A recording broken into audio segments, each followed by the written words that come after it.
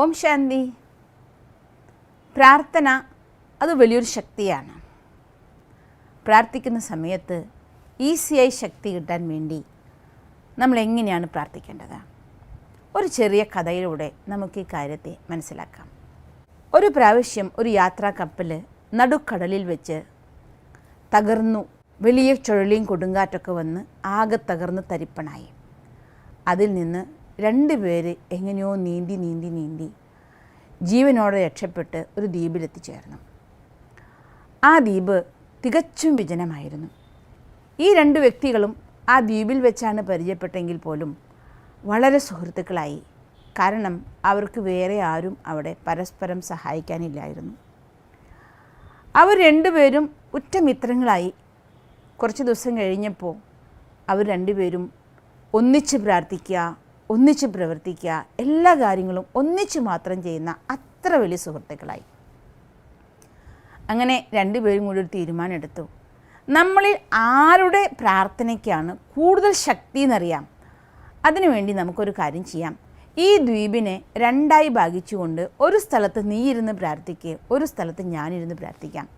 ഇങ്ങനെ ഒരു തീരുമാനത്തിലെത്തിയ ആ 2 വ്യക്തികളും ദ്വീപിനെ 2 ഭാഗങ്ങളാക്കി സങ്കല്പിച്ചുകൊണ്ട് ഒരു വശത്ത് ഒരാളിരുന്നു, മറുവശത്ത് മറ്റാളിരുന്നു. ഒന്നാമത്തെ വ്യക്തി ഈശ്വരനോട് പ്രാർത്ഥിച്ചു, ഭഗവാനെ, എനിക്ക് വിശന്നിട്ട് വയ്യ, കഴിക്കാൻ എന്തെങ്കിലും കിട്ടണം, അതിന് അനുഗ്രഹമാകുന്ന രീതിയിൽ എന്തെങ്കിലും തരണം എന്ന് മനസ്സുരുകി പ്രാർത്ഥിച്ചു. അത്ഭുതമെന്ന് പറയട്ടെ, പിറ്റേ ദിവസം അയാൾ താമസിക്കുന്ന ദ്വീപിൻ്റെ ഭാഗത്ത് വലിയൊരു വൃക്ഷം പ്രത്യക്ഷപ്പെട്ടു. അതിൽ നിറയെ പഴങ്ങളുണ്ടായിരുന്നു. അതെല്ലാം ഭക്ഷ്യയോഗ്യമായിരുന്നു. സന്തോഷത്തോടെ അയാൾ ആ പഴങ്ങളൊക്കെ കഴിച്ച് തൻ്റെ വിശപ്പടക്കി.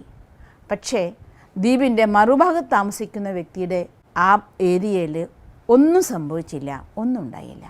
കുറച്ച് ദിവസം കൂടി കഴിഞ്ഞപ്പോൾ ഈ ഒന്നാമത്തെ വ്യക്തി പിന്നെ ഈശ്വരനോട് പ്രാർത്ഥിക്കുകയാണ്, എനിക്കൊരു ജീവിത പങ്കാളിനെ കിട്ടിയാൽ നന്നായിരുന്നു ഭഗവാനെ, ഇവിടെ ഒറ്റയ്ക്ക് ജീവിച്ച് മടുത്തുപോയി. കുറച്ച് ദിവസങ്ങൾക്ക് ഇടയിൽ തന്നെ വീണ്ടും ഒരു കപ്പൽ തകരുകയും അതിൽ നിന്നൊരു സ്ത്രീ നീന്തി ഈ ദ്വീപിൽ തന്നെ വന്നണഞ്ഞു. പക്ഷേ അവർ വന്നണഞ്ഞതും ഒന്നാമത്തെ വ്യക്തി താമസിക്കുന്ന ഭാഗത്തായിരുന്നു.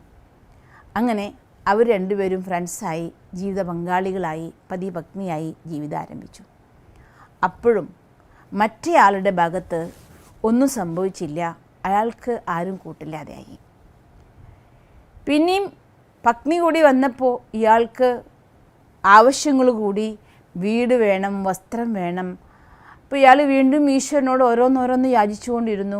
എന്തൊക്കെ ഈശ്വരനോട് പ്രാർത്ഥിക്കുന്നോ അത്ഭുതമെന്നോണം, മാജിക് എന്നോണം അയാളുടെ ഭാഗത്ത് വന്നുകൊണ്ടിരുന്നു, കിട്ടിക്കൊണ്ടിരുന്നു. അയാൾ വളരെ സന്തോഷവാനായി. മറ്റേ വ്യക്തിക്കാണെങ്കിൽ യാതൊന്നുമില്ലായിരുന്നു. ഇങ്ങനെ ഒരു ദിവസം ഇയാൾ വിചാരിച്ചു, ഇനി ഈ ദ്വീപിൽ ഇങ്ങനെ കിടന്ന് ജീവിക്കാൻ വയ്യ, ഈശ്വരനോട് പ്രാർത്ഥിക്കാം, ഞാനും എൻ്റെ പത്നിയും കൂടി ഈ ദ്വീപിൽ നിന്ന് രക്ഷപ്പെട്ടു പോകണം. അപ്പോൾ അയാൾ അങ്ങനെ ഈശ്വരനോട് പ്രാർത്ഥിച്ചു, ഭഗവാനെ, എനിക്കും എൻ്റെ പത്നിക്കും ഈ ദ്വീപിൽ നിന്ന് രക്ഷപ്പെട്ടു പോകാൻ എന്തെങ്കിലും ഒരു വഴി തരണം.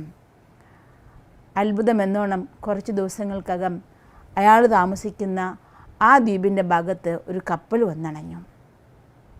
അപ്പോൾ ഇയാൾ സന്തോഷത്തോടെ ആ കപ്പലിൽ പോകാൻ തീരുമാനിച്ചു. അപ്പോൾ ഇയാൾ മനസ്സുകൊണ്ട് വിചാരിക്കുക, ഇവന് പ്രാർത്ഥിക്കാൻ അറിഞ്ഞൂടാ, അതുകൊണ്ട് ഭഗവാന്റെ കയ്യിൽ നിന്ന് ഓരോ അനുഗ്രഹങ്ങളും കിട്ടുന്നില്ല, എന്തായാലും ഈശ്വരൻ്റെ അനുഗ്രഹം കിട്ടാത്ത ഒരാളെ ഞാനും സഹായിക്കാൻ പോകുന്നില്ല, ഇവനെ ഞാൻ കൂടെ കൊണ്ടുപോകുന്നില്ല എന്ന് തീരുമാനിച്ചുകൊണ്ട് ഇവനും പത്നിയും കൂടി പുറപ്പെടാൻ നിൽക്കുകയായിരുന്നു.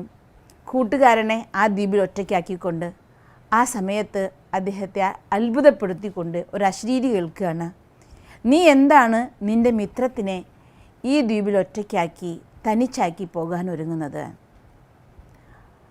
ഉടനടി ഒന്നാമത്തെ വ്യക്തി ആരെയും കാണുന്നില്ല എങ്കിലും ആ അദൃശ്യ ശക്തിയോട് മറുപടി പറയുകയാണ്, അവൻ്റെ പ്രാർത്ഥനയ്ക്കൊന്നും ശക്തിയില്ല.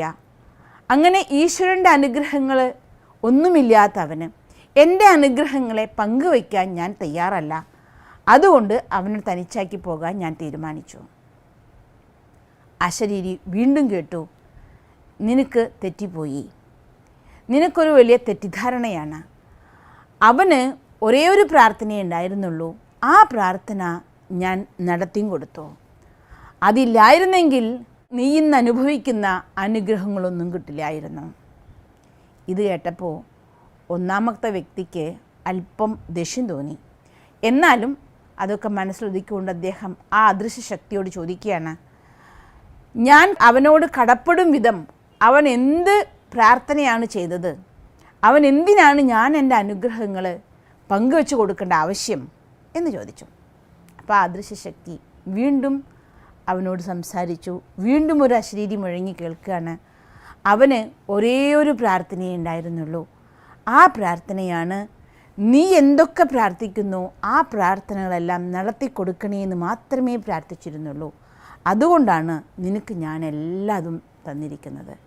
അതുകൊണ്ടാണ് നീ അനുഭവിക്കുന്ന എല്ലാ സൗഭാഗ്യങ്ങളും. അതെ, ജീവിതത്തിലും നമ്മളെപ്പോഴും സുഖം അനുഭവിക്കുന്ന സമയത്ത് നമ്മളെപ്പോഴും വിചാരിക്കരുത് എൻ്റെ കർമ്മം കൊണ്ട് മാത്രമാണ് ഞാൻ സുഖം അനുഭവിക്കുന്നത് എന്ന്.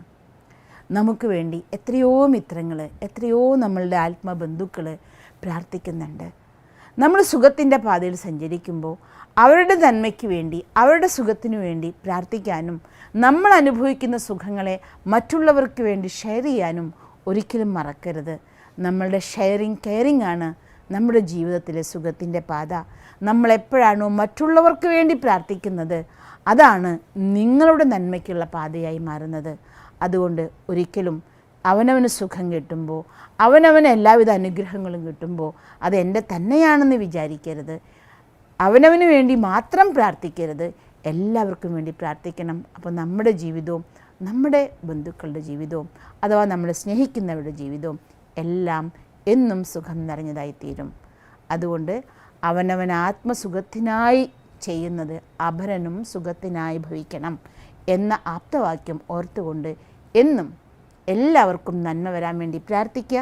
നിങ്ങളുടെ പ്രാർത്ഥന 100 മടങ്ങ് അല്ല, കോടി കോടി മടങ്ങ് ഫലം തന്നുകൊണ്ട് ജീവിതത്തിൽ സുഖം നിങ്ങൾക്ക് നൽകും.